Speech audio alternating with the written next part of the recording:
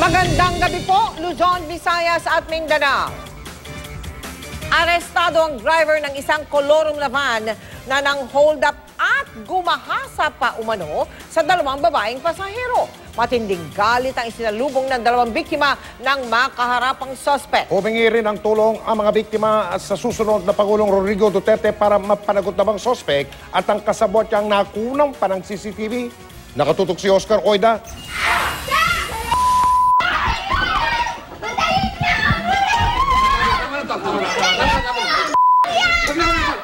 Sa bawat hiyaw at suntok, dama ang tindi ng galit ng dalawang biktimang babae at ng kanyang mga anak sa suspect na si Wilfredo Lorenzo, driver ng kolorong na van na umunoy ng hold up at nanggahasa pa sa kanila.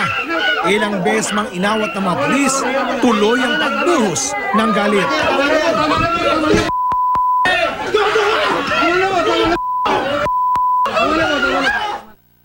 Alas 10 ng gabi nitong Biyernes nang sumakay ang dalawang dalaga sa kolorong na van ng suspect sa Centris na biyaheng Novaliches. Paubaba na sana sila sa batasan nang magdeklara raw ng hold up si Lorenzo at ang kasama nito. Sila na lang daw ang sakay ng van noon. Kasunod nito, halinhina na raw silang ginahasa ng mga suspect.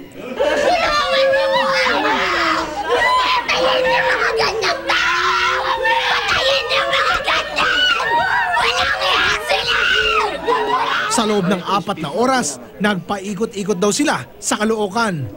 Nakunan pa ng CCTV ng Casimiro Townhomes nang itinapon ng isa sa mga suspect ang cellphone ng biktima. At sa Samson Road sa Caloocan pa rin, nang bumaba para bumili ng sigarilyo, ang kasabwat ni Lorenzo na kinilala lang niya sa alias na Buddy. Nahulikam din bago ibinaba ng mga suspect ang mga biktima sa madilim na bahagi ng Sauyo Road sa Quezon City. Pagkaalis ng van, makikita ang dalawang biktimang nakagapos pa. Pilit na pumapara at humihingi na saklolo gamit ang kanilang mga paa. Isang driver ang kalaunay tumulong sa kanila. Sa follow-up operation itong Lunes, nadakip ng mga pulis ang suspect habang namamasada. Nakuhanan siya ng isang sachet ng shabu. Hindi na niya iginaila pa ang kanyang ginawa. Na-influensya po ako ng droga po. Desidido ang mga biktima na ituloy ang kaso. Kaya kong manindigan! Patayin niyo lang siya! Patayin niyo lang! Presidente Duterte! Maawa po kayo sa amin!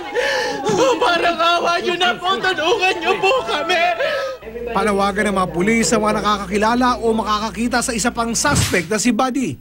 Itawag lang agad sa QCPD sa numerong 925-8417. May mga kaso na tayo na kaparehas nitong modus operandi na to, no?